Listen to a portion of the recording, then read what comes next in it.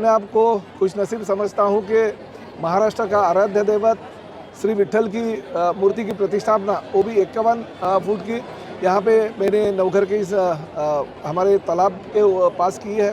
तो लोगों की बहुत इच्छा थी, क्योंकि बहुत सारे हमारे वारकरी संप्रदाय के लोग इस मीरा भाईंदर शहर में रहते हैं। हमारे बहुत सारे विठुराय के भक्त इस परिसर में रहते हैं। उन्होंने यही कहा था कि देखिए, आषाढ़ी एकादशी हो या कार्तिकी एकादशी हो, हम पंढरपुर जा नहीं सकते, तो अगर हमें विठल जी की प्रतिमा यहाँ पे अगर मिली तो हम यहीं पे उनका दर्शन लेंगे।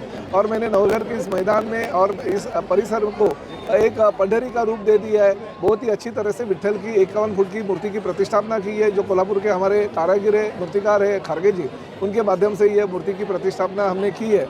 और खासकर मैं राज्य के मुख्यमंत्री रह चुके और हमारे पार्टी के नेता आदरणीय एकनाथ शिंदे जी का धन्यवाद देता हूं कि मुझे इस तालाब के सुशोभीकरण के लिए उन्होंने निधि दिया, मूर्ति के लिए उन्होंने निधि की उपलब्धता करके दी और ऐसी मूर्ति की प्रतिष्ठापना मैं आज कर पाया।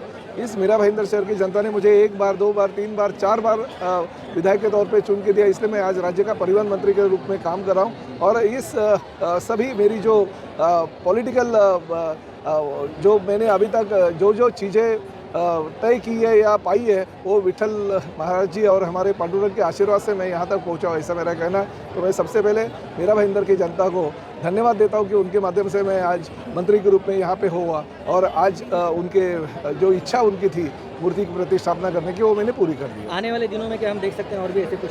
देखिए, मीरा भाईंदर शहर सपनों का शहर बनाने की प्रताप सरनाईक की ख्वाहिश है। वो 3 साल में ये मीरा भाईंदर शहर में म्यूनसिपल कमिश्नर थे, उनके माध्यम से, क्योंकि सत्ता पे कोई भी नहीं था, काम करने के लिए मुझे बहुत ही फ्री हैंड मिला। विधायक के तौर पे मैं काम कर रहा था, एकनाथ शिंदे जी मुख्यमंत्री थे, तभी उन्होंने निधि उपलब्ध करके दी थी। आज राज्य का मंत्री हूँ, अभी भी निधि मुझे राज्य शासन के माध्यम से मिल रहा है। तो मेरा शहर सुंदर और स्वच्छ और बहुत ही ऐसा शहर बनाना चाहता हूँ कि लोगों को लगे ये शहर मेरा शहर है, ये शहर सपनों का शहर है।